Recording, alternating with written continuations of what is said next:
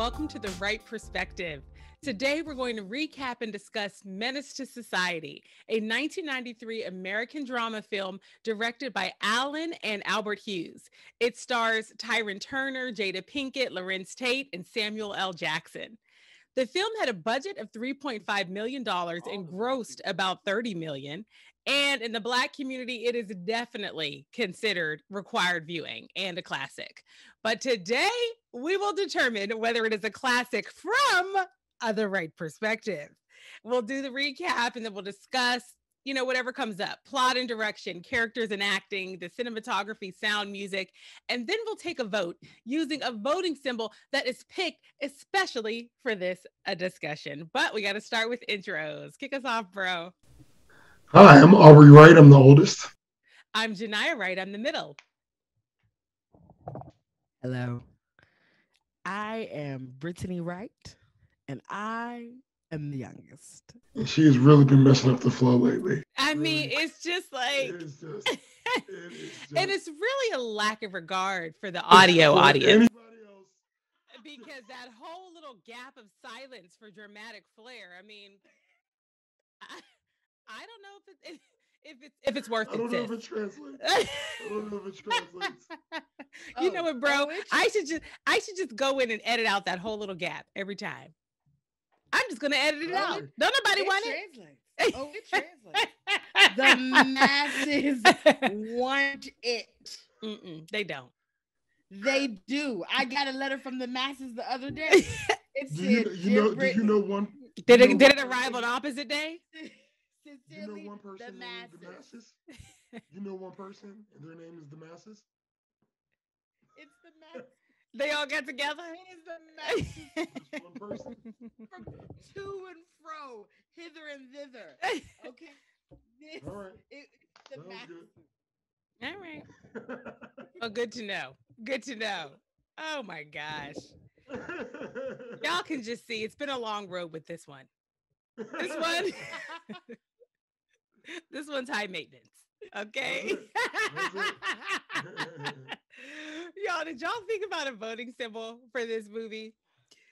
Not until this moment. I totally forgot I was supposed to come up with one. Well, before we even do that then, bro, Britt had some homework from the last episode. Do you remember this? I absolutely do. And it's so funny because I really wanted to send the video clip, but I said no. I'm gonna see if she does her homework.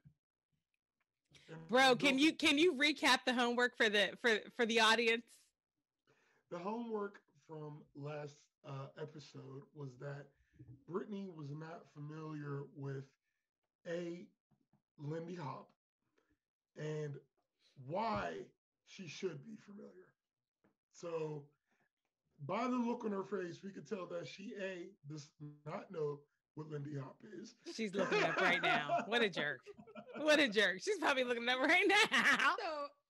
No, honestly, I did do it. I did do it because I did watch, what was it? Hell's a Blazing. Did I say it wrong? Hell's a Poppin'? Hell's a Poppin'. Hell's doing something. I know that. And I watched that YouTube video. You watched the clip? I watched the clip. Hell's a Blazing is a gospel song, probably. Or the name of a sermon, or the name of every sermon. Listen. Yeah.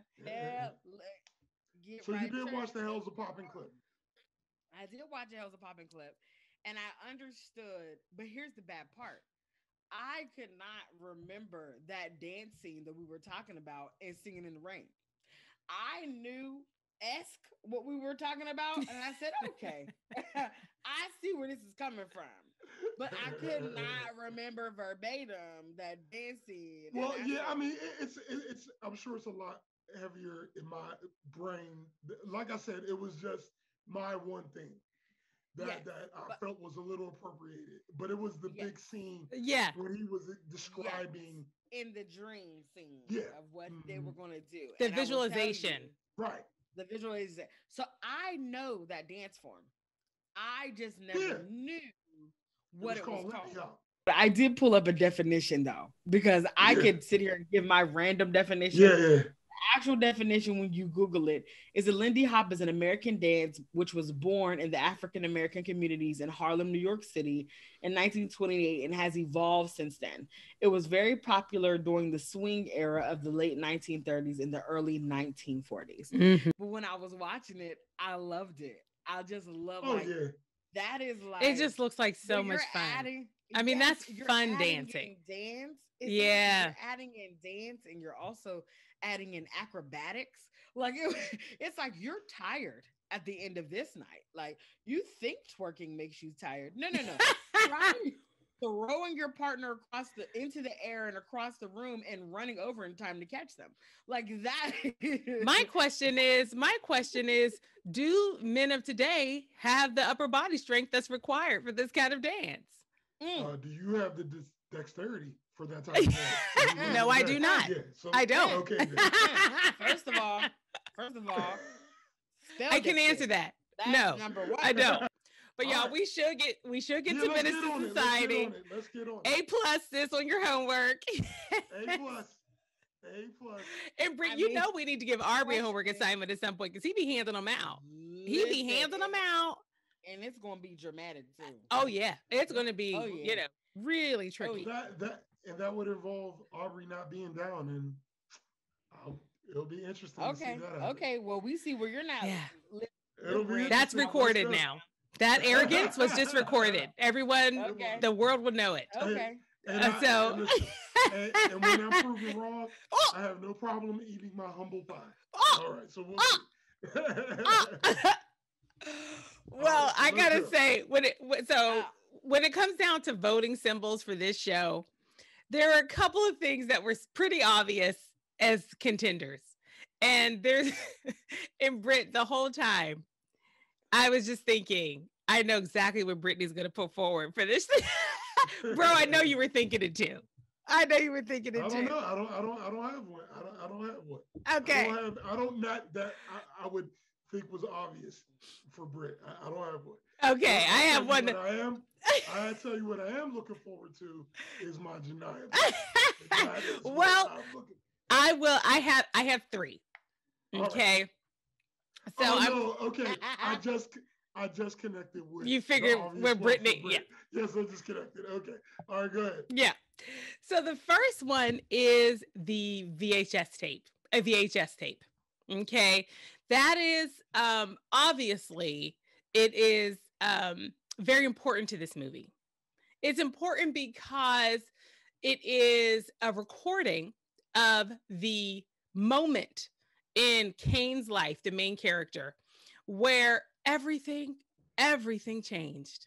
Everything changed. And so it is for the movie important, but also just in general, a recording of any moment is to me so important because this movie is about how one decision, one instant can change everything.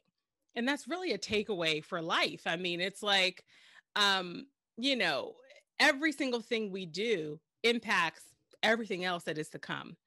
And so it is just about taking ownership of your decisions. But a VHS tape, like a recording of a moment, is just a great symbol of not just this movie, but just how important it is to be present and aware as you're kind of making decisions, because the implications ripple forever. I gotta say, Janai, you're starting off pretty strong. Yes! You started off pretty strong. I really feel like you should stop. Yeah, I mean, honestly, no. You don't want the others. I wanted him. The other two. Okay, so the next one is a 40-ounce beer. Okay, obviously they were everywhere in this movie. People were drinking those 40s. To and from. Yeah, they were to, they were from, they were hither, they were thither, they were everywhere. Okay.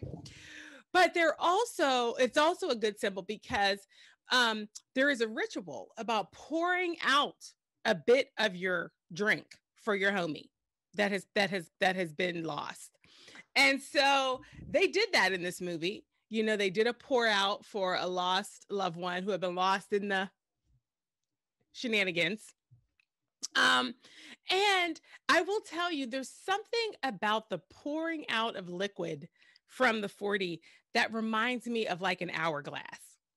I don't know. And I've always thought that. I thought of that before I saw this movie. You know, there's just something about watching liquid in a bottle. I thought you was talking about to go to libations in a Kwanzaa ceremony. No, I was not waiting for you to say hourglass. No, but liquid. I was about to say, oh, that's deep. And then you say hourglass, and I was like, is this Wizard of Oz? But no. It's still a good symbol though. But that last little bit was very Genia. But y'all think about when liquid is slow. It's like the level of liquid is decreasing in a bottle. I mean, to me, it is again. It's a symbol of. It's like the passage of time. And it's about opportunity leaving. And not only I thought it was just about they was thirsty. No, and not only that, there was also punctuated an important moment, because in the beginning where Cain had his first drink, and then it was showing later on when he was now in that same position, he didn't do it. He didn't give the little boy a drink. So he didn't give Ronnie's son a drink. So that was also very. So yes, totally. Yes, and remember, his fingerprints were on the 40 bottle. Like the 40 is absolutely. It's very present. And it was a shattering moment, which is shattered in the moment that punctuated the change of his whole life. So yeah, you're 2 for 2 today, sis. I gotta say, yes. I gotta say you're 2 for 2. Okay, maybe I should stop while I'm ahead. Nope. Okay. The third one is a big wheel. Okay, so you all know we actually had big wheels when we were growing up. Do y'all remember those? They're just like you pedal. It's like a tricycle, but you're low to the ground and you pedal. We totally had big wheels. They were great. They were so kids are so easily entertained. But in this movie, they're tricky. So the reason why big wheel could be a good symbol for this movie, it's a couple of reasons. I was watching this movie with my boyfriend, and James was like, when you think about it, there's a fascination with cars and with rims and things like that we see throughout the movie. We see a carjacking. We see Cain robbing someone for rims to put on his car, which he has got through, illegal circumstances. Right. And so there is something about that specific material possession that is very present in the lives of these young men.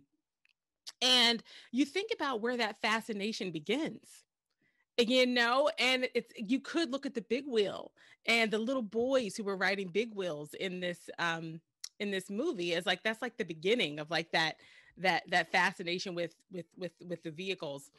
The other thing about it in this movie is that in that really, really important scene at the end, with Anthony, the son, that Cain is a father figure to, he is there and he's present for that drive-by at the end. And we see the big wheel. They were very intentional about using that visual of the big wheel to show that this little boy had been present in this awful moment, that his life was at risk in this drive-by. And it's one of the last things that Cain sees, before it's all over. And not only that, it was the new big wheel that Cain brought him. It's just an interesting visual of, he also brought this danger along with this thing that he gave him. And so in such an innocent moment for a child just to be riding a big wheel on the sidewalk. I got to tell you, I just can't wait to hear your review on this, because those symbols were 3 for 3, Genia. Yes! Those were 3 for 3. And I don't even want to talk about my symbols. I think we need to hear them though, bro. We got to hear what you came up with. Sis, we got to hear you. We know I know one of Brittany's. Go ahead, Brittany. Let's say, what are your first of all, this is her. She's been waiting for this moment. Because I see we've gotten off in our past reviews, okay, from what we really have started the right perspective for, which is to have movies about crack rocks. And I was so happy that Menace to Society brought that back to the forefront of what is most important is crack rocks. And I knew it the movie was only 5 minutes in before I was like, Brittany's going to recommend a crack rock as a symbol for this. I know it. Also 40s and guns. Well, I just got to say that I think that the tape is the best idea. And they're all, but I think the tape is the best idea because it was the thing that was really at the beginning and the end of the movie. And that's right. What was because at the end, even when they showed O-Dog getting arrested, it was because of the tape. And it was the tape that was the thing that was ultimately, it would have been Cain's downfall as well because because Cain pistol whipped Chauncey, who in turn sent the tape, which was Chauncey's downfall as well as O-Dog's downfall, and it all came back to the tape. But it also represented O-Dog's just him not caring. Yeah. Him just his reckless abandon towards this whole circumstance, which ultimately ended up in the tragedy of the whole entire circumstance. So I think that is the best idea, and I think we should. And not only that, if we get extracted even further, that is how Menace propagated through the community in the law, because people definitely saw it in the theater, but Menace as a tape was one of the staples of a movie collection throughout. Bro, you just locked it up. That's it. That's it, because this is the VHS tape. I mean, then you just added another layer, bro. Yes. Yeah. A VHS tape with a crack rock sitting on top of it. Oh, that's you know what the sad thing that was too far. The sad thing is we can't really argue with Brittany about a crack rock being a possible symbol, because crack was definitely. Oh, it was very present. It was very present. But that's the sad thing, is that we can't really argue with her. I was disappointed that it was going to be a valid recommendation of hers this time. That's where I mean, I held back from recommending it for Singing in the Rain because we all knew crack was all up and through that music. All right. So we're moving on to the recap now, because I see. So let's go to the recap. Let's go to the recap. We're moving on. Because Brittany really is quite a frustration. But okay, so recap of the movie, and listen, our listeners, y'all know we're spoilers are amok. I feel like I'm obligated to say they're coming, but this is a recap podcast, a discussion. We go in deep. But since Janiyah is the last Black person in America to have watched Menace Society, we should be good with that. So the only person that was vulnerable was me in the whole world, in the masses. Got it. All right. And I've now seen it. So the movie opens with the main character, Cain, who's played by Tyrin Turner, and he's actually narrating the whole film. So the whole film, we hear his voice narrating. So the movie opens with Cain and his friend O-Dog, who's played by Larenz Tate. They're in a convenience store in 1993, which is actually the same year the movie was released. And they were buying 40s. And the owners of the store, an Asian man and woman, were following them around and making snide remarks. And O-Dog ends up completely overreacting and killing the couple, and robbing the store. They leave fingerprints everywhere. Yeah, no. But O-Dog at least has enough sense to get the videotape, okay, from the security camera. Unfortunately, he does not have enough sense to destroy the videotape. And that does come back to bite them in the end, bite them in the butt later on. But you feel especially bad for Cain in this scene because he had nothing to do with the murders or the robbery, okay? But again, he was present and his fingerprints were everywhere, just like O-Dog's, okay? And we come to find out that this event actually happened at the beginning of the summer after Cain's senior year of high school. And we do get a flashback, though we get a very important flashback where the movie gives us an opportunity to go back to Cain's childhood and see how he made his way to this situation and to this lifestyle. And we learned that he grew up in, and frankly still lives in, Watts, which is a neighborhood in South Los Angeles. His father, played by Samuel Jackson, was a drug dealer who routinely engaged in drug dealer exploits in front of Cain. Okay. In fact, he killed people in front of his little son. He taught Cain how to mix and deal drugs.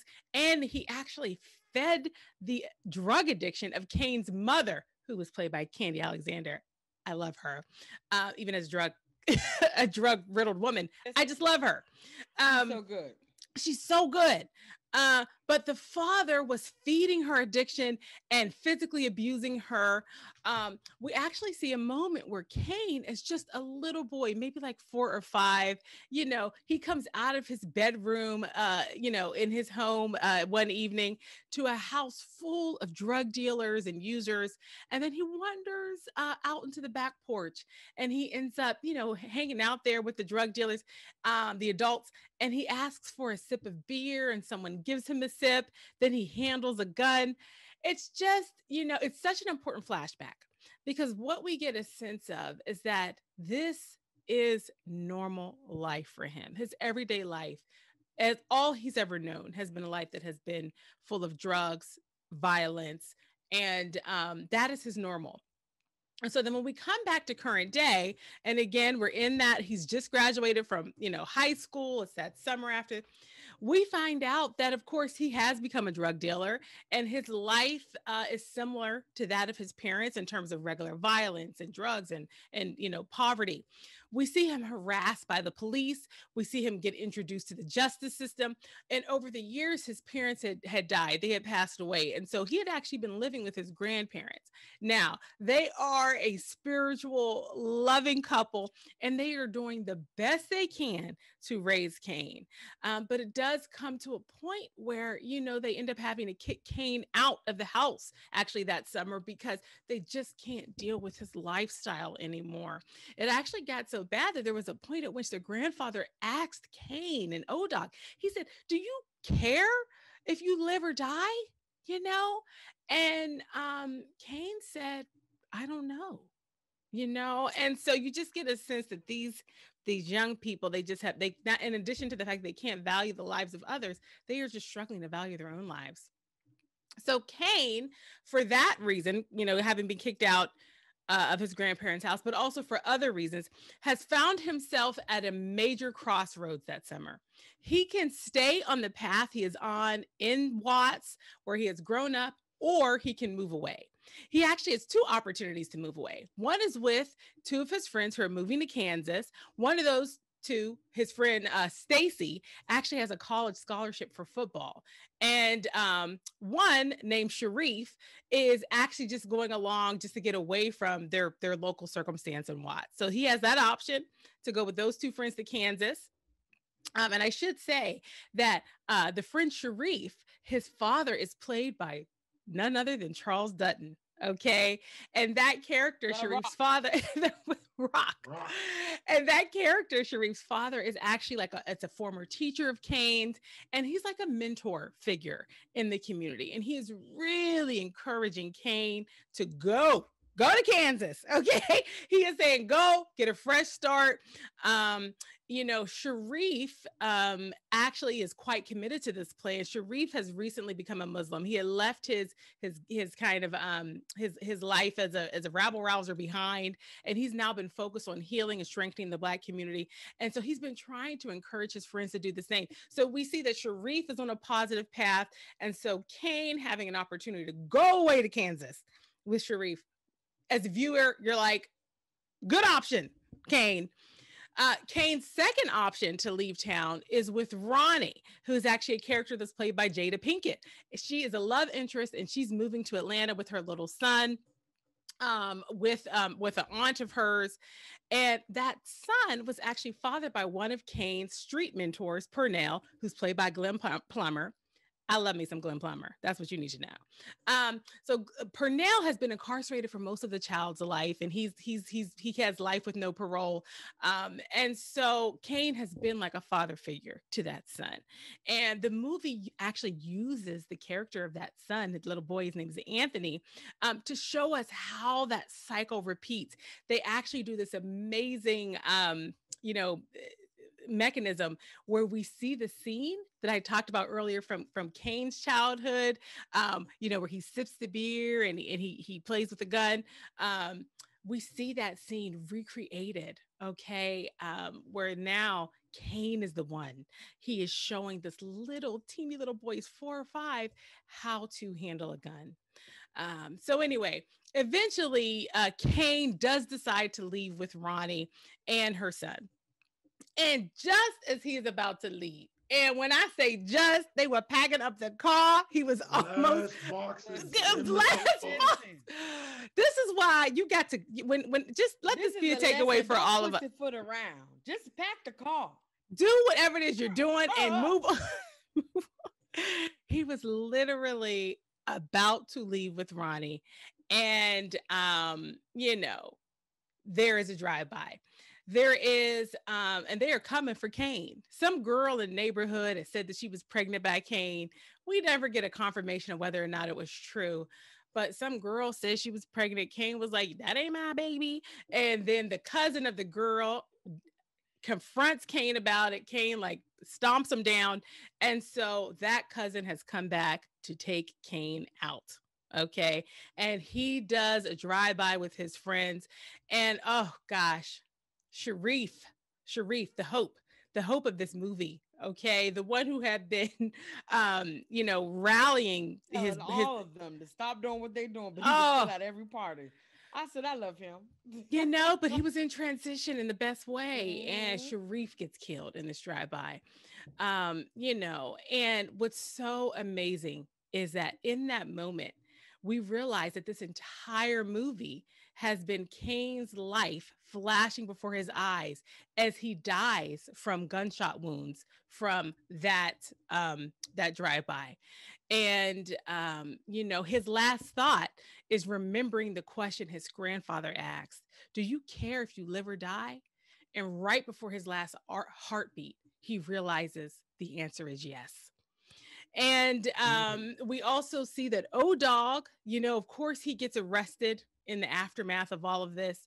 And it's because that VHS tape had surfaced for the police. And, so O-Dog lives, but his life is over. They have recorded evidence of him committing 2 murders. So his freedom is done. So we essentially see the actual end of Cain's life. And we see O-Dog going down a path that probably felt inevitable to him anyway. So that's how the movie wraps. Bro, sis, I think those are the main points. Listen, you hit all of them. As always, amazing. You hit all of them. It just hurts again.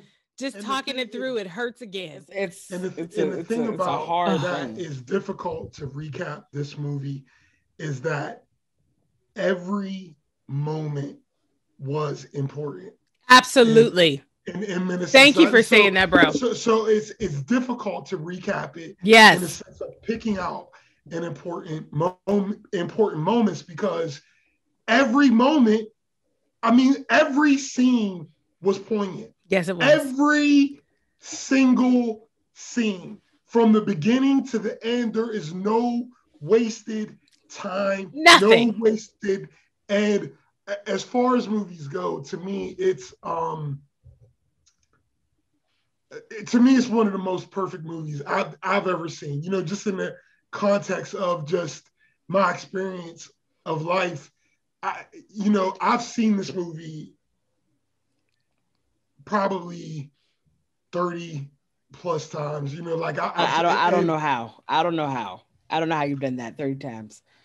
I've watched it like twice, and I'm like, oh, that's enough. Like, well, for me, it's just so heavy. And I don't want to. I really want to hear Janai's thoughts, but I'm just saying, for me, it really.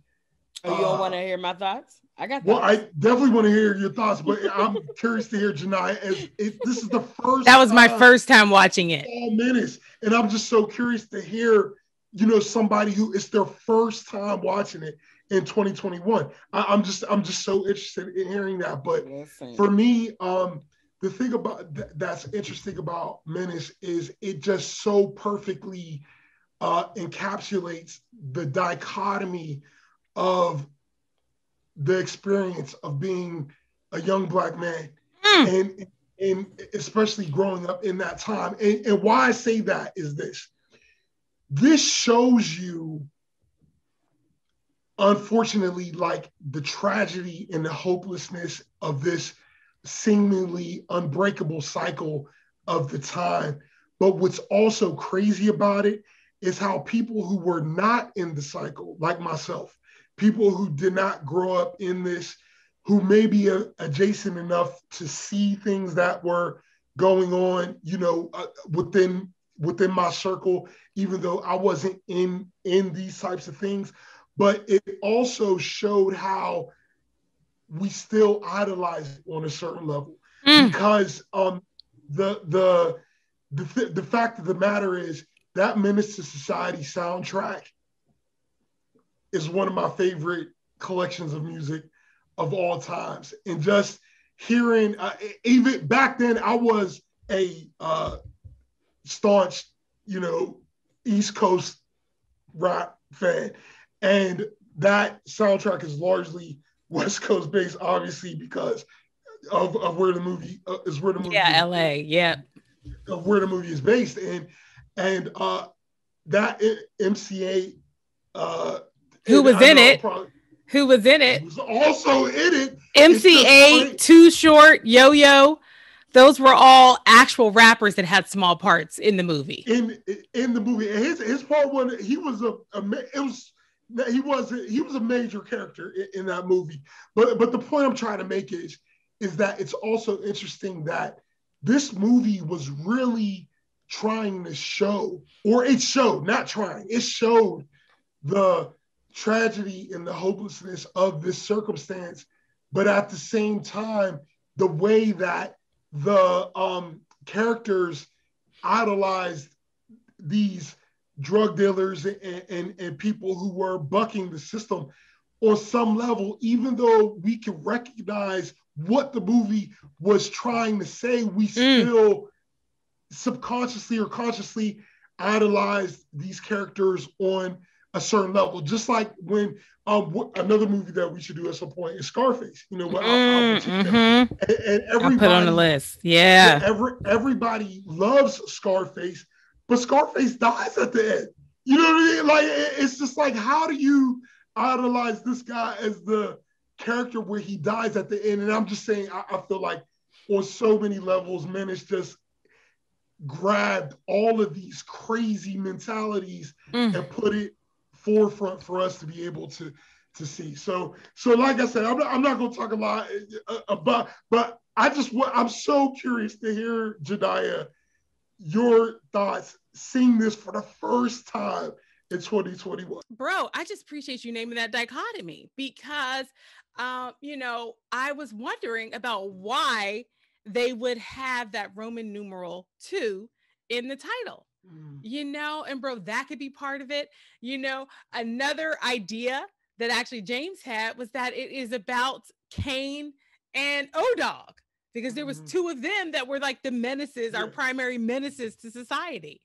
Right. You know, did y'all think about that at all? Like, why would they use a Roman numeral? I've never thought about it. Obviously, when you're talking about the genre of the movie, and that there's along with rap and hip hop and gangster, there's a lot of tagging and graffiti and stuff like that goes along with it. And so a lot of times those types of symbols are just for the visual effect. Yeah, maybe it is.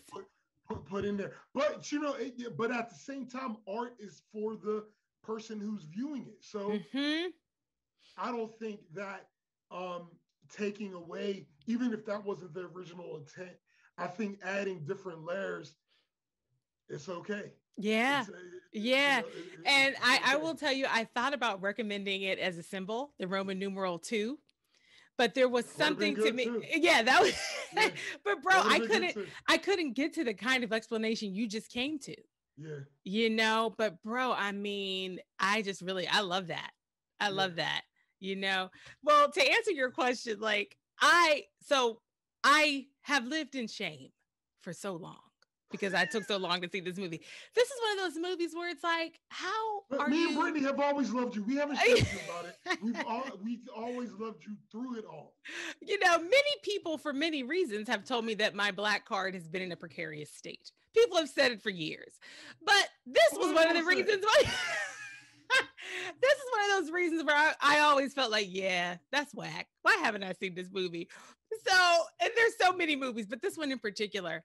So I will say part of the reason I never saw it, well, part of it is that I think I just missed it. I still don't know how I just missed all of this stuff while it was happening when we were growing up. But I think the other thing about it is like, I just struggle with the imagery of like, and it's a reality and I know it, but I get so angry when I think about the presence of drugs and guns in the Black community.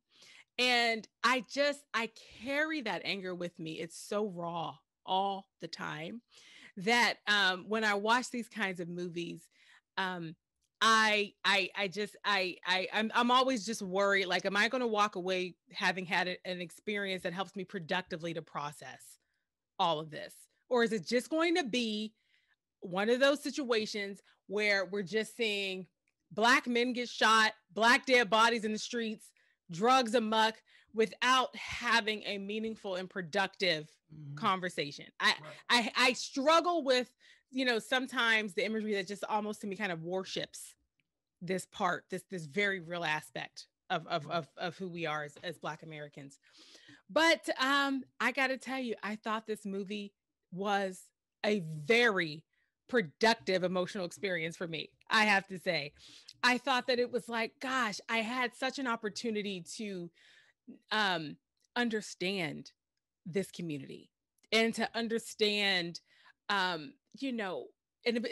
just some of the writing, some of the dialogue. There was a point where, again, the grandfather in his futile, like trying to get these young men to like value your lives. And he's like using religion, saying, this is not the plan that God has for you. Oh, and there's this scene where O-Dog and Cain are talking to the grandfather. And listen, we got like the white Jesus above the couch in the Last Supper, and the grandfather's just like trying to minister to them. And O-Dog says, I just don't think, actually, I think I might have made a note about it. O-Dog says, essentially, he's like, God must not care too much about, he said, I don't think God really cares too much about us, or he wouldn't have put us here. I mean, look where we stay at. It's all fucked up. It's messed up around here, And so there were just so many opportunities for us to understand that people, these characters weren't just having these experiences. They were grappling with, the why. They were grappling with the why. And they were constantly asking questions about, is it even possible to thrive? Or are we out here just to survive? How can we value life when this is the life that we've been given? Everything around us is saying life isn't valuable. So when you say life is valuable, how am I supposed to process that? So I would just say, like, if I were to just summarize my overall reaction, I was grateful for the way this movie was written. And I was grateful for the way that it was portrayed, because there was so much depth. And as much as it is like that story of, you disrespected me, so now I got to kill you. Oh, someone killed or disrespected my homie, so now I got to kill or disrespect you. Yeah. Oh, someone killed or disrespected my homie, so now I got to get, like, that vicious cycle was just playing out in generations and over generations. But at the same time, we were watching the characters struggle with why it was happening. And that's what I needed, bro. So I got to say, I had a much better experience in watching it than I thought I would. And I would watch it again. I really would. I could see how you could watch this movie 30 times, because I just thought they did such a good job of, like, giving us well-rounded characters, you know. And sis, this was your second time seeing it. Well, I did want to ask Brittany, because Brittany has, the way she described her experience with the movie, I think a lot of people have had, in the sense that she said that when I was asking her about it, she said, I've seen it. I've seen it on BET. I've seen it. Which is going to be an edited version, right? Like, if you see it on TV, it's not going to be. Right. But I've seen it, but I've seen, like, parts of it a lot, which translates into seeing the movie several times. Actually, if you've seen, I've seen the middle 5 times and the beginning 5 times and the end, 5 times. So if we put it all together, I've seen it, several times actually. But in watching it all the way through unedited, I was just curious, did that change your view or experience of this movie? Well, I will tell you that we always know that my mind goes past whatever we're watching, right? Makes it hard to watch the movie when I start thinking about other stuff. So it was good to watch it, and to watch it the whole way through, but it was also hard because these neighborhoods still exist. They are, and then many of them may not exist because of right now gentrification. So they're just being ran over. They're being demolished, and then built, something else is being built in its place. And so watching it, I just was thinking of other things. I was thinking of how in the movie, the retaliation, it's so important. But it was started off from a young lady saying she was pregnant by this individual, by Cain, but she was also known to be someone who, was having a few hot girl summers. And so it becomes a question. I would love to talk about that too, about the reputation of young girls.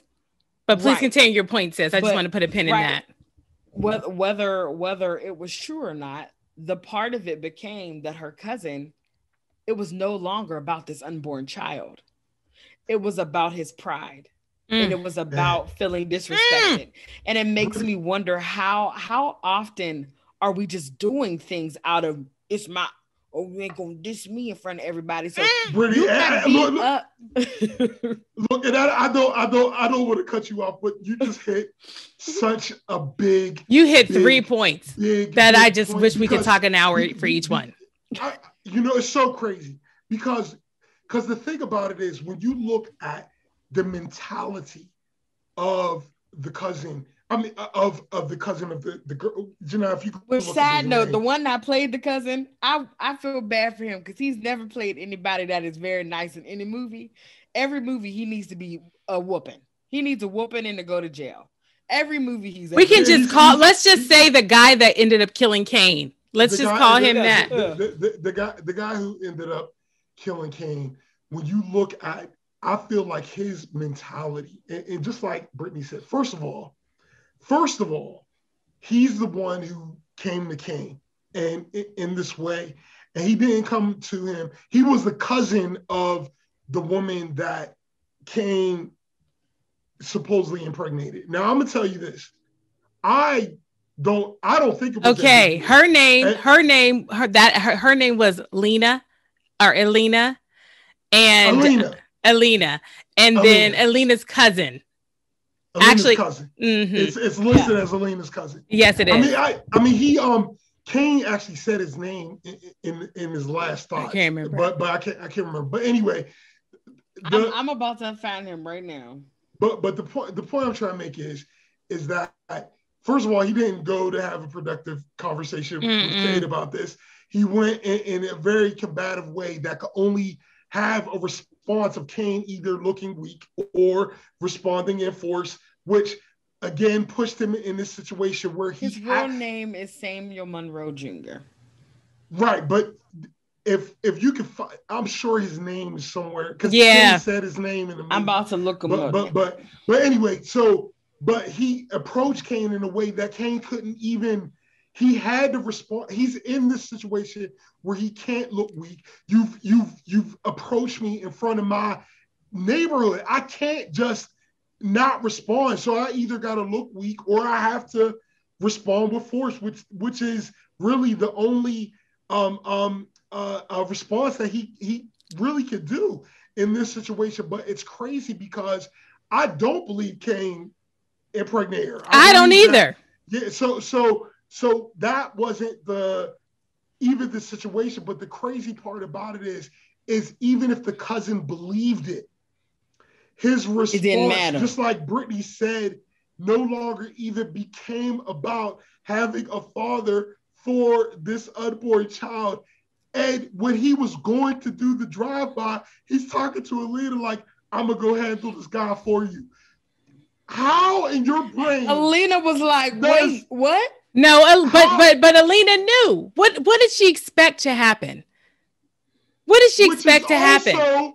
Which is also just showing all these crazy mentalities of you reporting Cain to your cousin who you know is only going to respond in a certain way.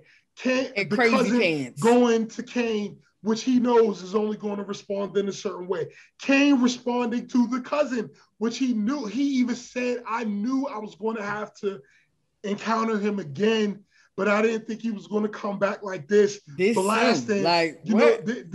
soon and in this over response. And the cousin, no, just like Brittany said, this is not even about the child anymore. No. Just responding. Because the child is going to be fatherless. Now the child's going to be fatherless. And we're going to. And guess what? He's going to end up being uncle-less or second cousin-less too, because you know that Cain and O-Dog's people are now going to go after him. So now Alina's cousin going to be dead. And it's just bro. And there's something you said. It's a vicious cycle. It's a vicious cycle, bro. You said though that he had no choice.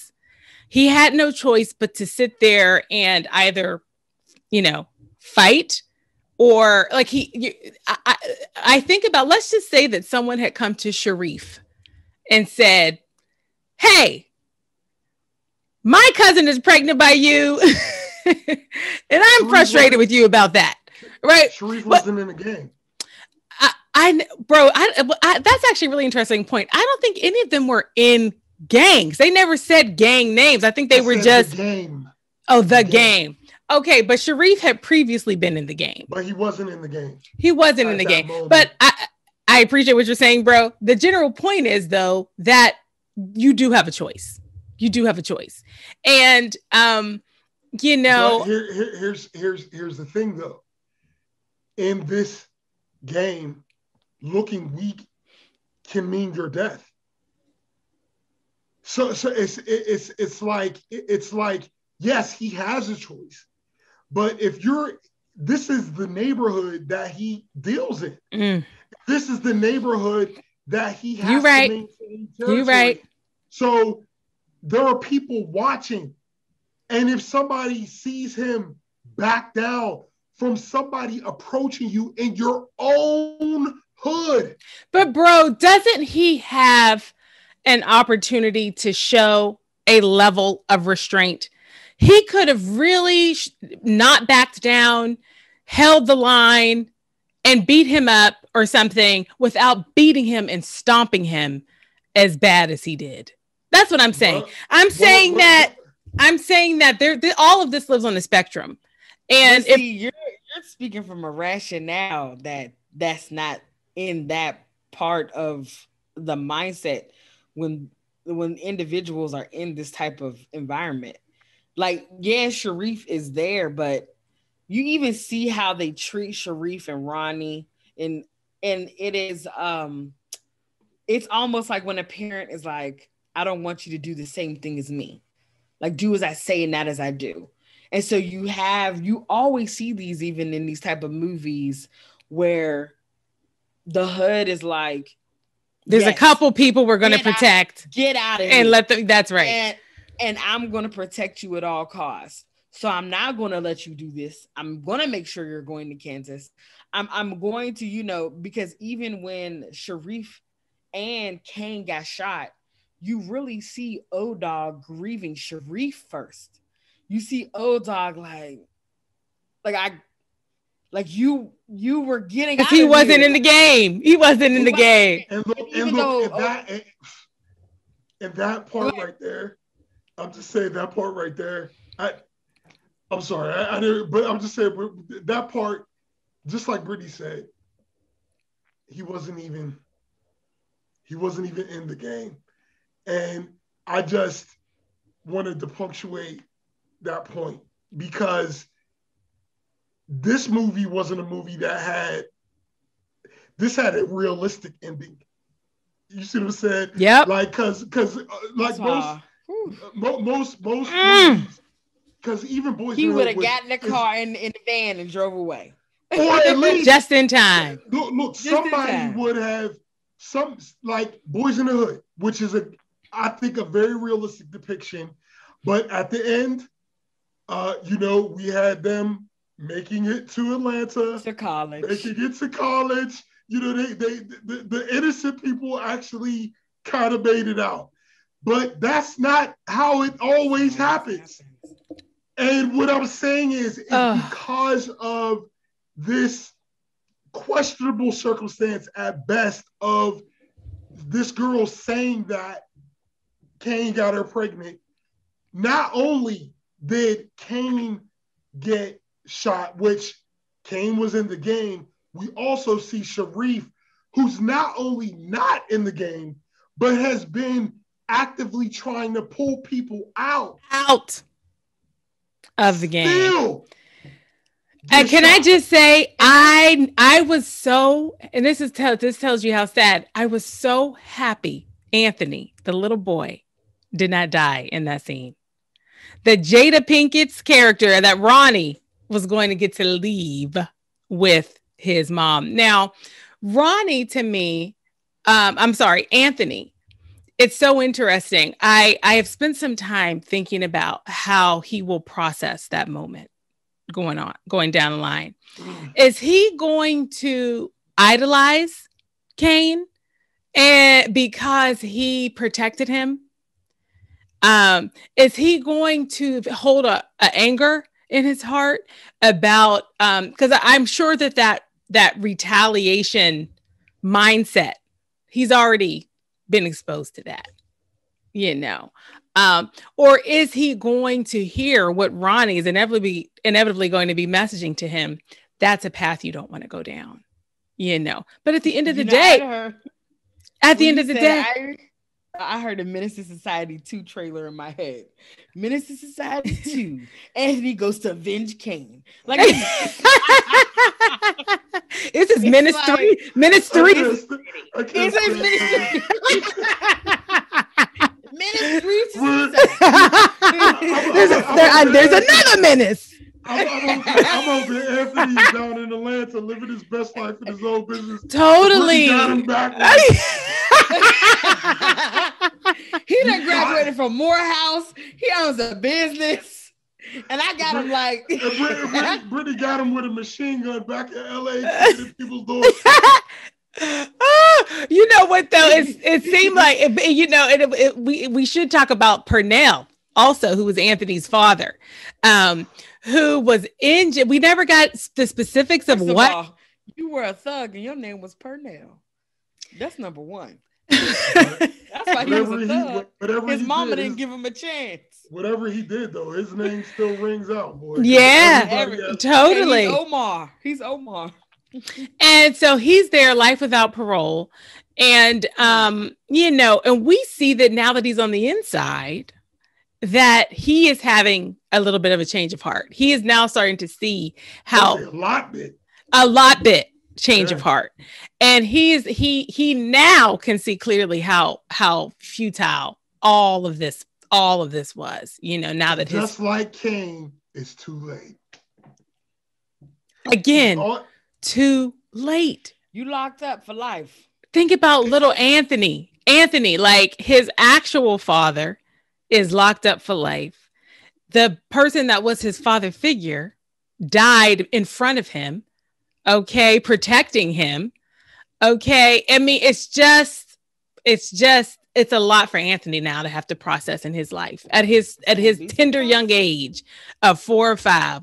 He'll never be able to ride a big wheel again. That's for sure. Okay. There's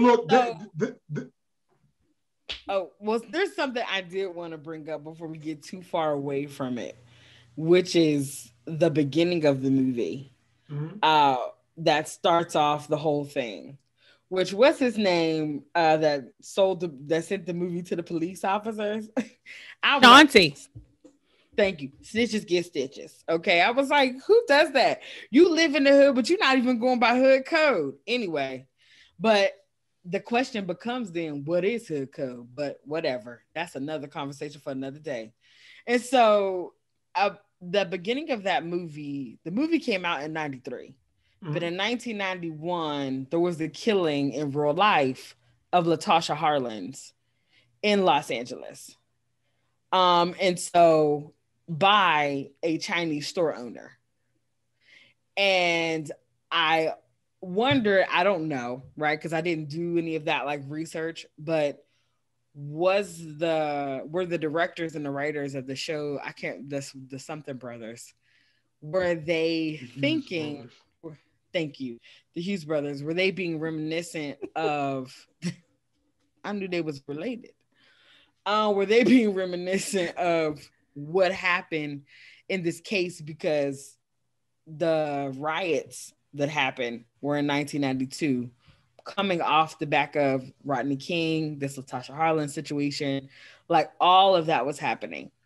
Well, I'm sure it was informed by the times and the reality. They pulled because even in the beginning of the movie, they were showing the riots in the 60s. So all of everything in this movie was pulled from real life experience. Absolutely. It was all sure. And when you're also watching, and I just love how they showed the parallels and even showed them trying to break the cycle. So for example, when you got the beginning, when Cain was given his first drink, and when Cain saw his father shooting the other guy, shooting the guy over him owing him some money, and Cain being showed being put in this place where the mother wasn't even trying to keep him away from the drugs because she herself was a drug addict. And then we see Anthony going through these same circumstances of, when it was a time for him to get his first drink, Cain actually stopped it. But when it came time for Cain to show him how to use the gun, he did show Anthony how to use the gun, just like he was shown how to use the gun when he was younger. But Cain got to see his father shoot somebody, but Anthony saw Cain pistol whip Chauncey. So Anthony saw his, father figure in a violent act. Absolutely. Against someone. Anthony didn't see Cain saw his father eventually shot what, I don't know if he saw him, but his father was eventually shot and killed. And even as much as Ronnie was trying so hard to pull Anthony out of this situation, she still wasn't able to have him escape seeing that exact same thing. And the foreshadowing of him asking, is Cain going to die? And she's saying no.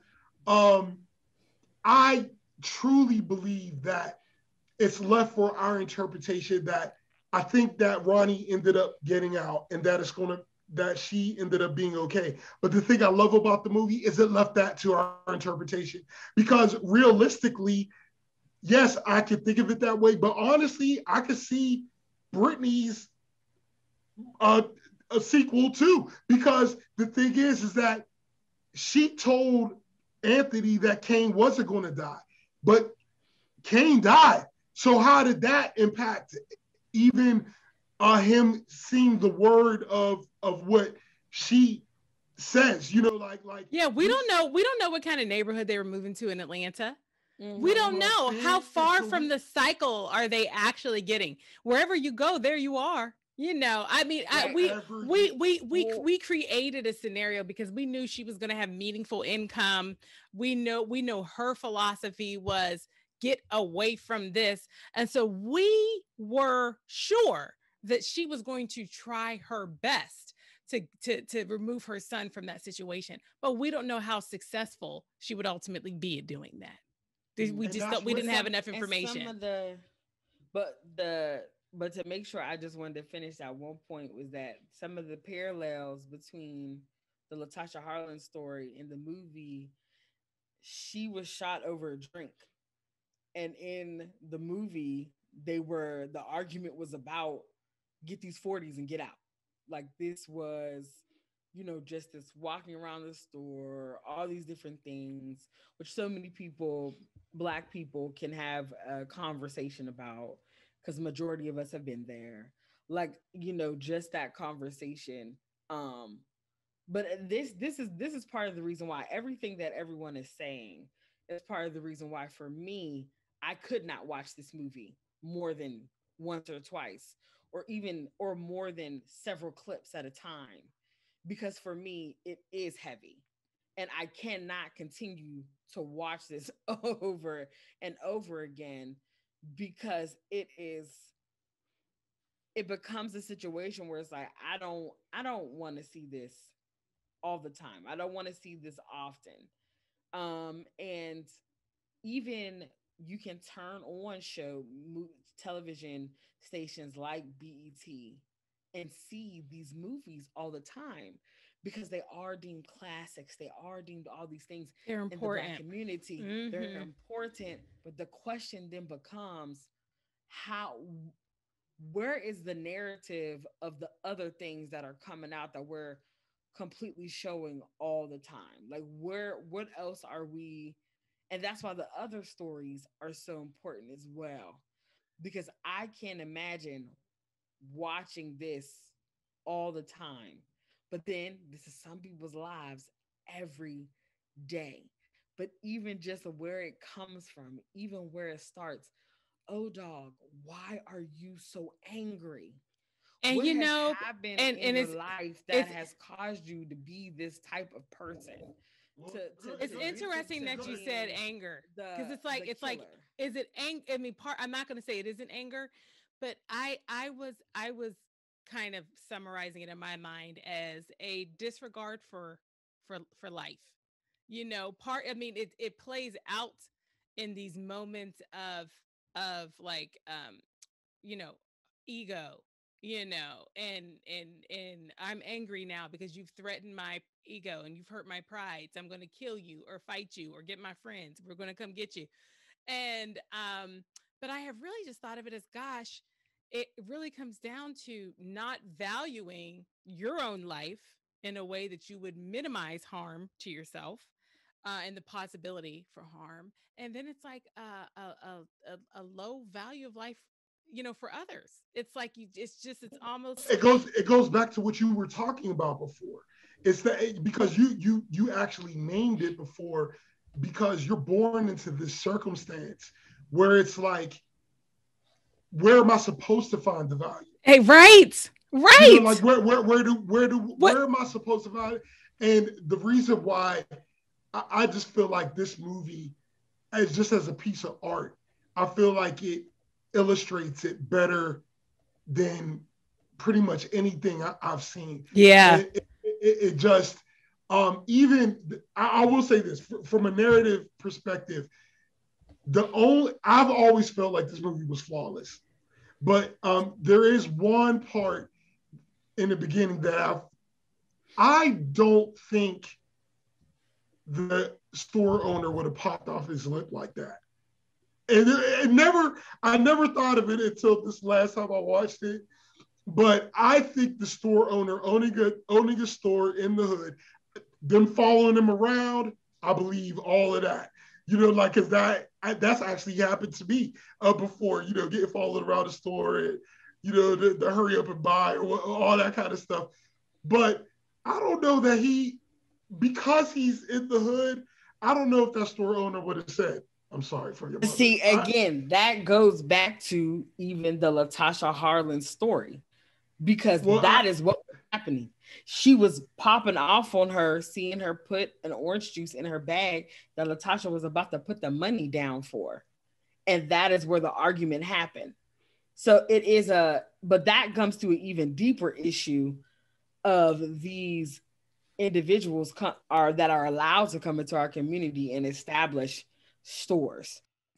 Yeah, let's talk about the way that non-Black people participated in the story. We have, of course, the Asian store owners, okay, and we've talked about how they participated in the story. We had white cops who roughed up Cain and O-Dog for no reason whatsoever. The white just to intimidate, and then we saw the white cops dump Cain and O-Dog after they beat them up in an area that was not a Black area. It was in an area where there were Latinx people, okay, who were in a similar set of vicious cycles, obviously. Okay. And then we had a moment of like, oh boy, what's going to happen? And what were the cops hoping to accomplish by dropping these Black men beat up into this Latinx community?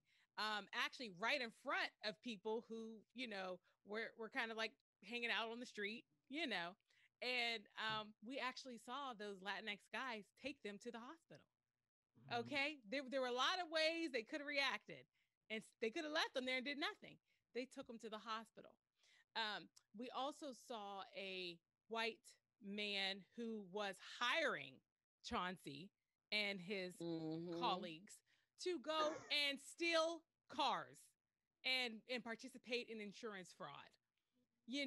So anyway, so I wanted to just get you all's thoughts on, we've talked about the Asian couple, and again, it's like these communities that are just so clearly, from a dollars and cents perspective, targeting and profiting off of the Black community.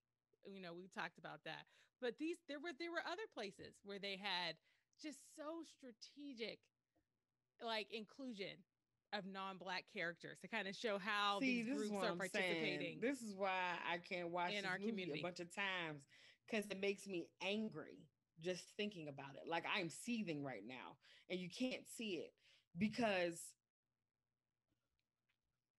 let me talk, Aubrey, because I'm getting mad because it pisses me off, the fact that you can come into our communities, do all these different things, hire people to come steal your car because you can do insurance fraud, but then hold your purse, clutch your pearls. Well, how dare you come and put your store, your liquor store, your hair store, all these different things in my community, and then have the nerve to follow me around? Go somewhere else then, because see, that pisses me off. Gonna come and just pick up two innocent people. They ain't doing nothing but riding around in a nice car. You gonna beat them up and then put them somewhere because you know they're gonna get killed? Or you hope they will. You hope they will. You want them to get killed. What? It's it pisses me off. The mentality of Black people has been through so much. I mean, obviously, and I Man. mean, it's a conversation that would. I mean, like, there's no way we could what we're watching in a movie like this is the end result or of so many centuries of psychological warfare that I mean, there's just so many things that we will have to talk about to even It's so deep. To even explain. So this is more, and this is another thing that I love about the movie. It's just a snapshot of a moment in time. It That's doesn't. it. It's one It summer. doesn't over. It doesn't over. It doesn't try to explain everything. It just shows you this is what happened in this moment in time, and I see all of the symptoms of yes, this store is here. This store is here. This store is not a Black-owned store in a Black neighborhood. And yes, there are so many things we could talk about that of why it got to this point, but it's just showing you what Here we happens are. now that we're in Here this we are. point. And that yes, there are so many things that led up to. There could be a whole nother movie about why the cops have the mentality they have, and what where this person how they grew up. Like there could be a whole nother movie just about that, leading up to And why police these as a cops, concept. Police as a concept. That's like what I'm why saying. like Or that construct and its relationship too. and even how the police are structured in the sense of how the police are more an authoritarian presence rather than A helpful presence. Well, I would say a community-led presence in the sense of it should be the community telling the police this is how we want to be policed, rather than the police being an occupying force, and how how that all came together, or the fact of where the drugs even came from. That's a whole nother set of circumstances. I cannot wait for us. We got to get on that topic at some point. That we could get into. So yeah. So what I'm a whole show on that. We need a whole episode on that, y'all. The point I'm trying to make is that I just love how this movie just showed you the symptoms of all of these things. And what it does is it creates conversations where you could go explore all of these themes further, but it does it in such an impactful way that I think that even though we talked about the dichotomy of, because look, everybody loved O-Dog. Like if I'm being honest, we relate to him. We know him. Everybody loved O-Dog in that, and even being people who were not in this circumstance at all, the way I dressed, the music I listened to were all reminiscent of these types of characters. And I think it's important to name in your point, bro, that these were high school students in this movie. Oh, these were not grown adults. These are teens. These were teens. They weren't. Cain had just turned 18. O-Dog was still a minor. He was still a minor. And just so toxic. I mean, that young, like. But the thing is and we didn't see none of these people's parents. We didn't see none of these people's parents. But you know what's funny is that's how it was. That's how it was, because there are plenty of people that I knew personally who their parents were just not a presence in what in the day-to-day. Like if you knew us, you knew our parents. You know what I mean? Like it wasn't absolutely. It wasn't like that. And I just feel like grabbing, because if you asked me at the time, were these mentalities wrong?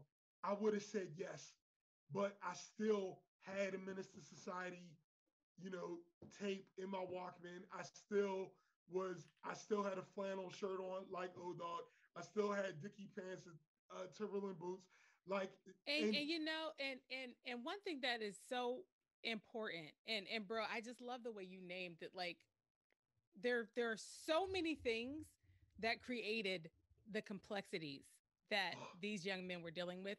But at the end of the day, they were dealing with them. They just were. It's like it doesn't like however we got here. However we got there, we're here. We're here. And I just gotta navigate it the way I can. And Brittany's raw anger. And thank you, Brittany. I mean, we're all feeling it, sis. I thank you for naming it. But you reminded me, sis, and then what you just shared, bro, reminded me of something that Sharif's father, the Charles Dutton character, said. He was just, again, counseling these young men to start to think differently. He's trying to encourage Cain to get out of here, because your only way to have a chance of not repeating this vicious cycle is to physically leave this place, try a different life on for size. And one of the things he said was, he was talking about, and he was summarizing all of these systems that are broken, and you're sitting here, right here, where they all converge, all of the broken systems and the ones that were intentionally designed to take you out, break you down, marginalize you. And he summarizes all of it by saying to the young men, the hunt is on and you are the prey. I said, well, drop the mic, Charles Dutton's character, because yes, the hunt is on. I mean, at the end of the day, y'all, it's like, it doesn't, all of this, we can and we should and we do parse the whys. We must parse the why. Yeah. But at the end of the day, there are people who are living in this circumstance. These characters are in this circumstance, and they do have to just. And another thing he said in that monologue, he said, just survive. He didn't even say go thrive somewhere. He said, just survive. My challenge to you is to survive, is what he was saying to them. So, and I wanted to say, Britt, you were just talking about real life being mirrored in this movie. Charles Dutton's story is, do y'all know Charles Dutton's life story? Listen, Charles Dutton had been incarcerated for a long time. He discovered acting while he was incarcerated. And I think it was like he was 16 years old when he had pleaded guilty to manslaughter, and there was a point where he was like out on parole, and they took him back in again because he got caught possessing a gun, and he got more time. He had ultimately done, and he says this, he did 3 years in jail for killing a Black man, but he ends up doing like 8 years in jail for punching like a guard in prison. So do you see, just fighting with a white man, he ended up getting 8 years of time, killed a Black man as a minor, and got 3 years. So anyway, so Charles Dutton as a man was bringing to this character and to this story of survive young man. He's bringing into that character his own story of surviving, And so I was so happy that he was cast, first of all, because he's just amazing. But second of all, because he was hopefully, I mean, we're hoping that Anthony turns it around, gets out the cycle. But it was evidence that it doesn't matter. You're the prey. You are. Everything is coming for you. But if you have an opportunity to turn it around, take it. You got to. Because and that it's possible. It is possible to turn around. Charles Dutton's life is evidence of that. So Charles Dutton, the man, I actually would love to hear him reflect on preparing for that role, being that particular character. Can I ask something? Was it based on what you're talking about right now? I just want to piggyback off of that. There are so many actors in this movie who ended up having notable careers. Yes, indeed. Except for Tyrin Turner, which is interesting to me because this movie, especially in our community, is part of the fabric. Like, there are so many quotable, like, my friends and I quote this movie till this day. Like, there's so many big careers that, think about when you said the movie was $3.5 million, the whole budget, where many of these actors command more than that for their salary. Absolutely. Now, for their individual part. And I just wonder why, the main lead, like, why didn't his career take off? I've never researched it. They probably kept picturing him with all that blood coming out of his mouth. All right. Well, once again, it looks gross. Brittany's it looks so gross. Once again, Brittany, I'm gonna fly up to come. It was so gross. A book of the flight. It was so gross. But bro, I thank you for naming it. Listen, Hughes brothers, if this is what it looks like, I don't want to see it. Y'all, in real life ever. Bro, I am so happy you named the casting, bro, because there were a couple of people here. We got to just say their names, okay? So James Pickens, who got killed by Samuel L. Jackson in the movie.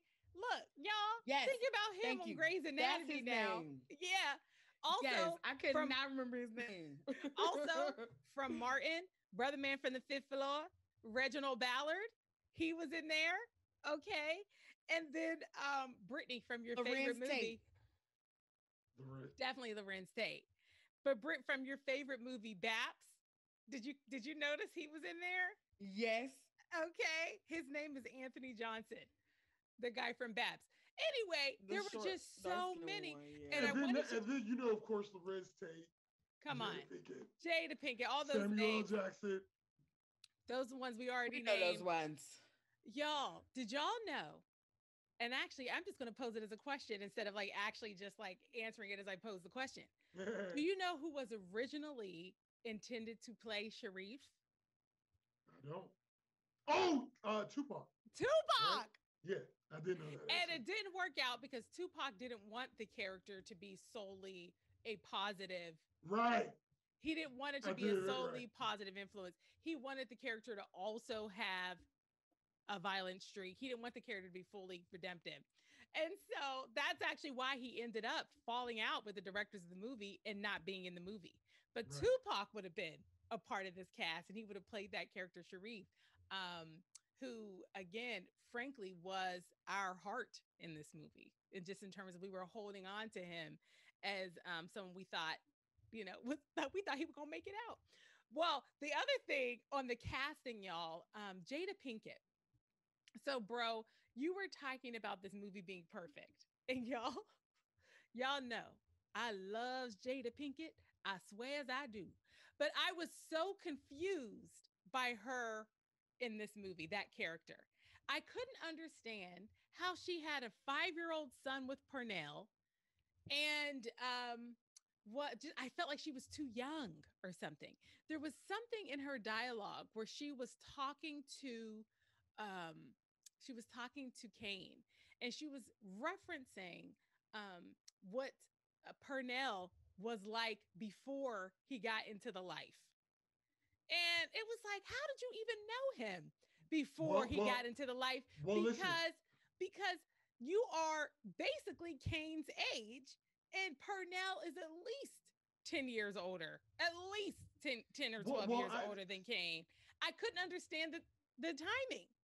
Well, I'm gonna tell you, for me, I've always felt like Ronnie was maybe 3 years older than Cain. Like, I felt like she was probably 21. She was in college. Yeah, she had I felt like she. But what I'm saying is, she would have to be 25 to make this storyline. I didn't think she needed to be that. I felt like she might have got knocked up around 13, 14. 13, 14, 15, around there, and that Purnell could easily be 22, 23, knocking up a 15-year-old. Like I don't feel like that is I don't feel like that's. You think about it. I feel like that was actually a realistic depiction. You're right. Of the timelines that would go on. And there were 22-year-olds at my prom. And what I'm saying is that when we're talking about Ronnie being down, we didn't see her parents either. So for her to be We sure didn't. down as a 13-year-old.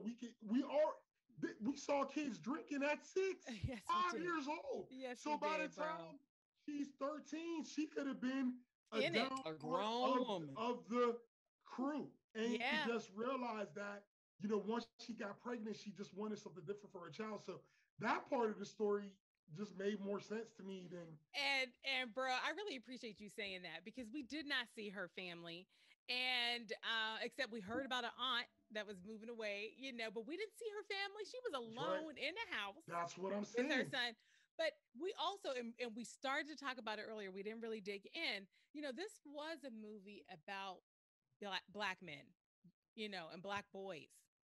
But there were also women characters that were so important in this movie. I was literally about to ask that question. Like, y'all, what y'all think about the black women? I'll run through a couple, but I would love to just get your thoughts and reactions. We have Ronnie, of course, as you just said. It looks like she is someone who, like Sharif, was turning it around. Okay.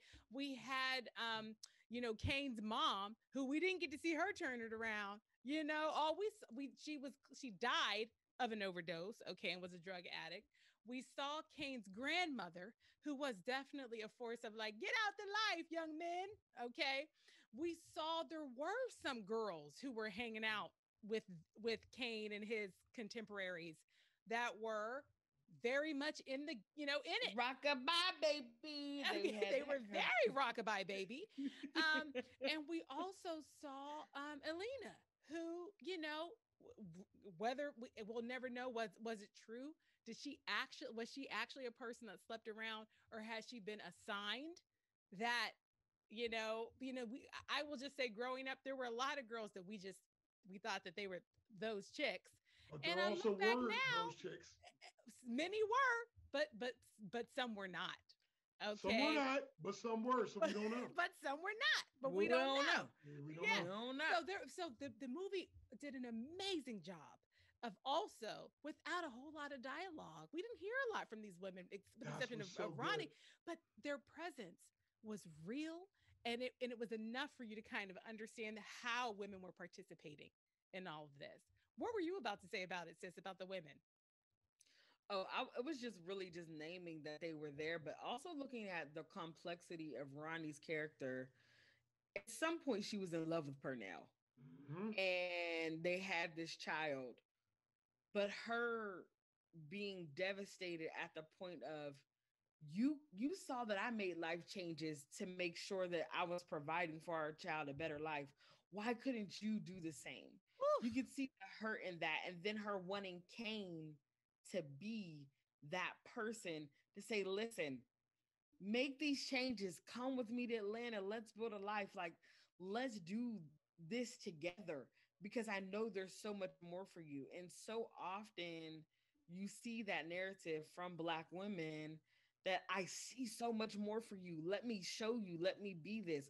But you also, in the same breath, have the I'm pregnant, it's yours. Girl, y'all had sex like last week. How, what? Like, did you really get an EPT? I'm so wasn't it yesterday? And before you get off, and we gotta wrap. But I just wanted to speak on what you said about the complexity of of Ronnie's character, because Ronnie was hell bent on getting out, but it was also interesting because she was still hanging out with these people. And it's just like, and so that's how it is. So was Sharif, because it's still your life. These are still your friends.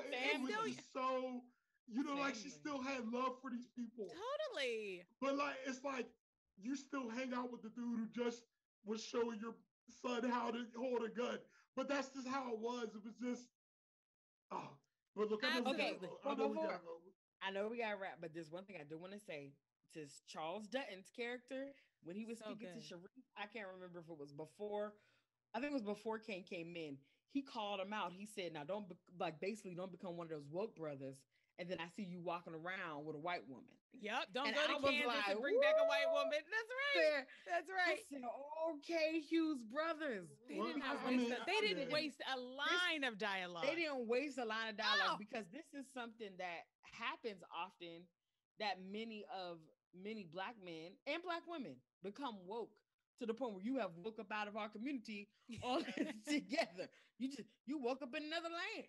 And so, and this is not like saying like, oh my God, don't do that. But it's just, it was making that point like, listen, don't you go forgetting about us. And Sharif being like, how could I forget about my sisters? How could I forget about Black women? And so I just wanted to make sure I named that, because we talked about everything in this movie. If this movie was, if this was the first episode of a miniseries, like if this was the first episode of a 6-episode miniseries, to see, Sharif and his father's relationship to get more depth there would have been very interesting. There was, so many movies that could have. All the stories leading up to this, including Menace 3 Society, which Brittany designed. Listen, the action movie. Anthony on his way from Atlanta. But y'all, we didn't talk about Cain's name. Okay, Cain is like, of all the names they could have picked, this is like such a clearly biblical name. Do y'all know the story of Cain? Y'all, in the Bible. Cain and Abel. Cain and Abel are Adam and Eve's first two sons. Okay, so this is like the third and fourth humans, according to the Bible, right? And so Cain is the firstborn, and he was a farmer, and his brother Abel was, a shepherd. Okay, and they made sacrifices to God, as you do. All right, but God favored Abel's sacrifices over Cain's sacrifices in the Bible story. And so Cain got jealous and he murdered Abel. And then God's punishment to Cain was he was condemned to wandering, condemned to a life of wandering. Well, I think it wasn't a real good choice of name. Wasn't a real good choice of name for your child in the beginning. That is wonderful, but I do think Cain's nickname was just a from cocaine. That they mentioned that, like, they referred to him, they even called him cocaine a couple of times, like Cain was coming from. So I don't know if there was that. But his name was Cain first, and then his nickname was cocaine. No, his his name is not Cain. That's not his given name? No, that's not his given name. Oh, well, now that's complex. That cocaine. What did his mother call him? I thought it was Cain. I thought Cain was his given name. No, everybody called him Cain, but it was. But his mother was giving him a nickname of cocaine at that age. What? I guess it was one of her favorite things. I don't know. But brings me back to the top of the right perspective. That would be interesting. Bro, honestly, I thought Cain was his given name. But even if it was short for cocaine, the story. But the point I'm trying to say is that would be interesting to research. Like that would be interesting to know if that was, you know what I mean? Like yeah. That would be, there's so much. Yeah, there's so much. And bro, you talked about the soundtrack a little bit. Is there any particular song or a moment from Menace. This?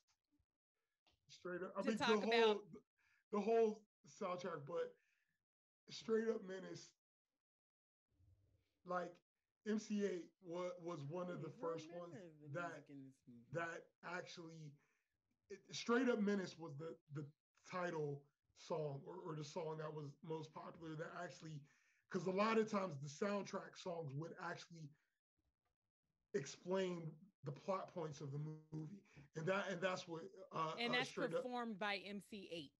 Exactly. And what I'm saying is that song is just my sister's.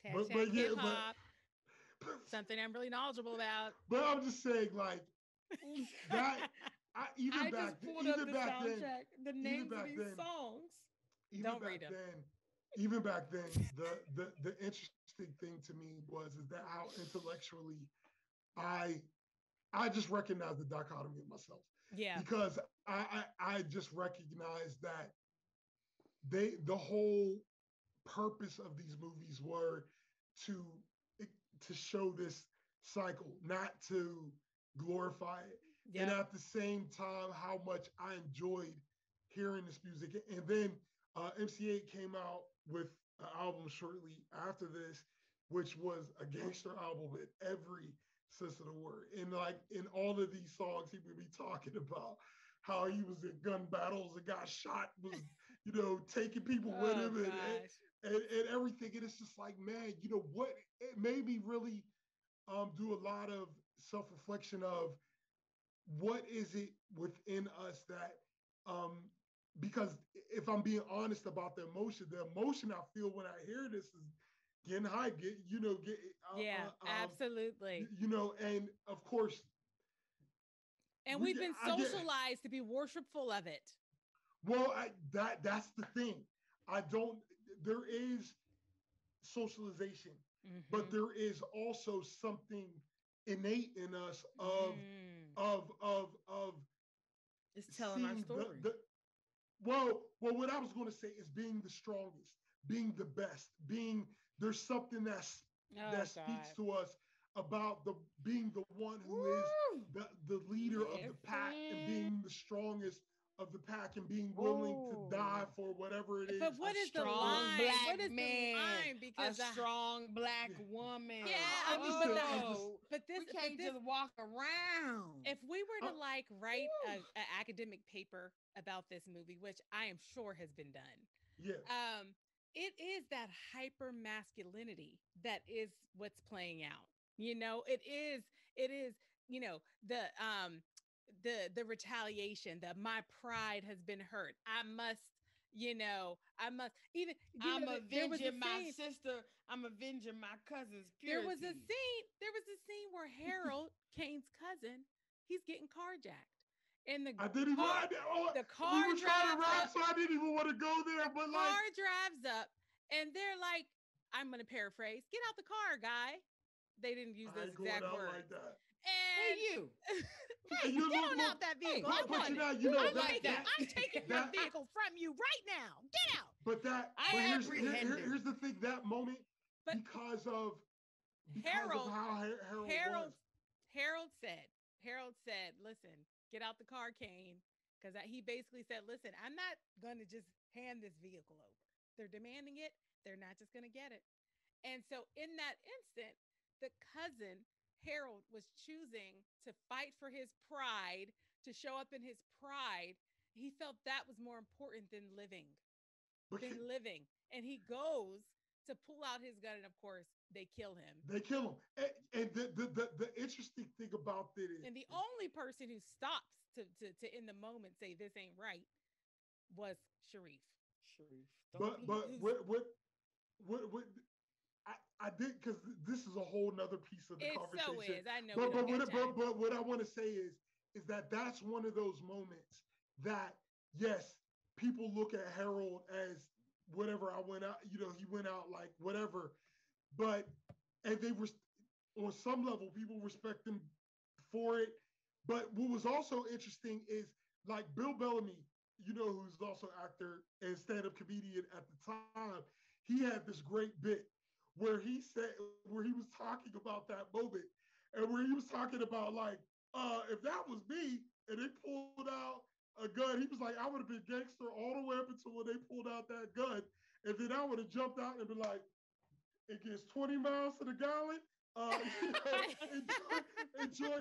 And so what I'm saying is that I always just love how it's like, yeah, there are certain points that glorify these hyper-masculine or whatever you want to call body moments, but they also name them so that people can recognize them that, this is dumb. Yeah, go buy you another car. Right. You saw how easy it was for Cain to get one from the man at the auto place. Like, so that's what made the movie so good, man. It was just like showing, like, yes, there are these parts that we glorify, but it was at the same time showing the craziness of it.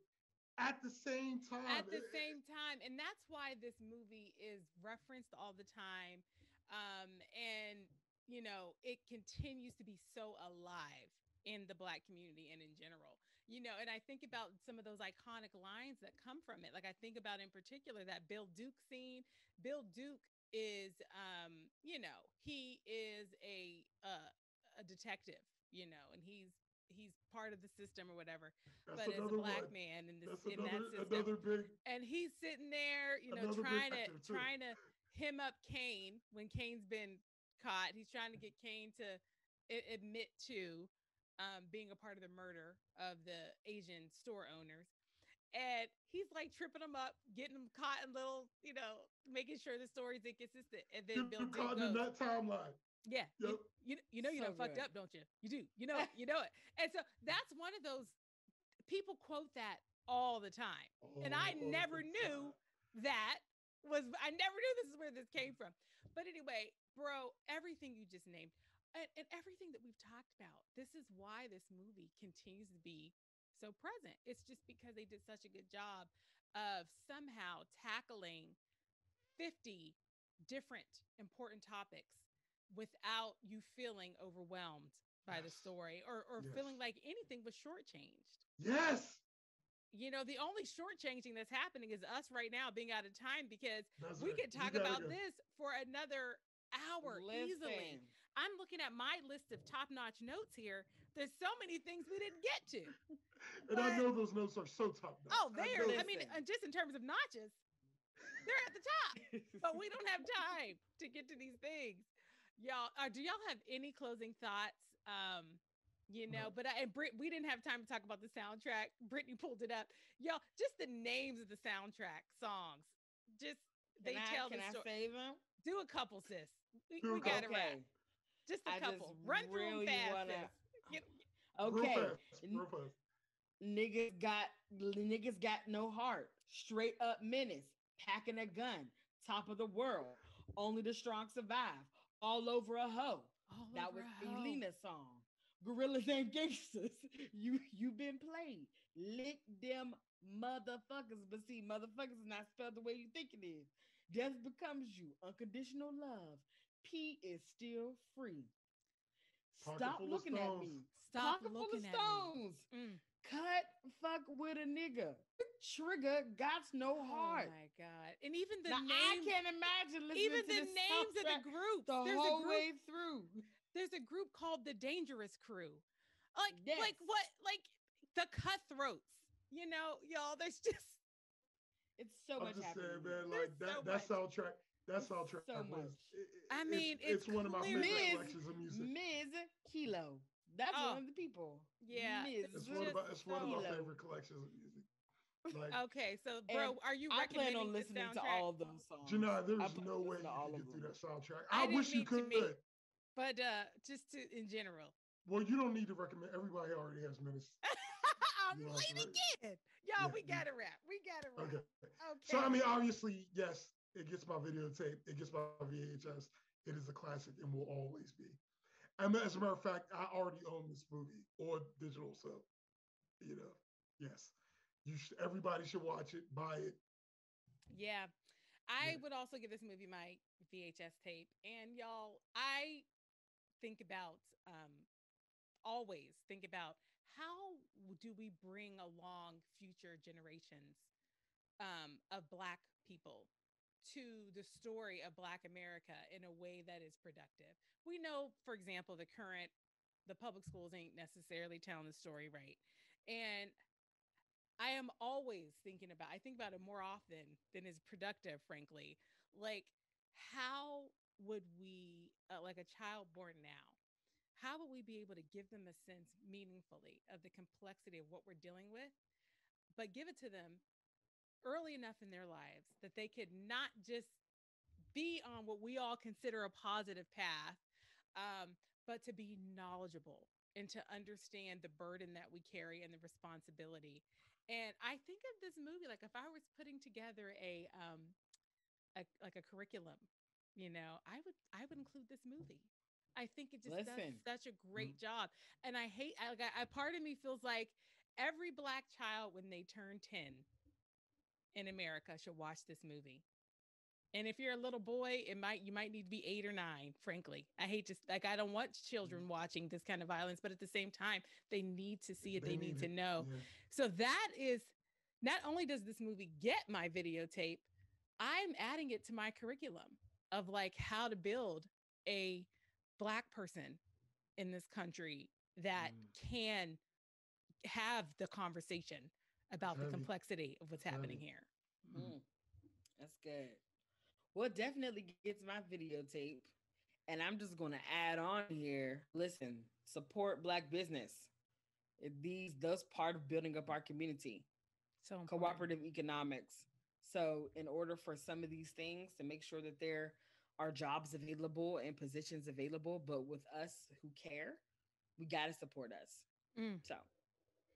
And can we say that this Jada pointed this out. This is our 26th episode, which means we have been doing The Right Perspective for exactly 1 year. Woo! Hey.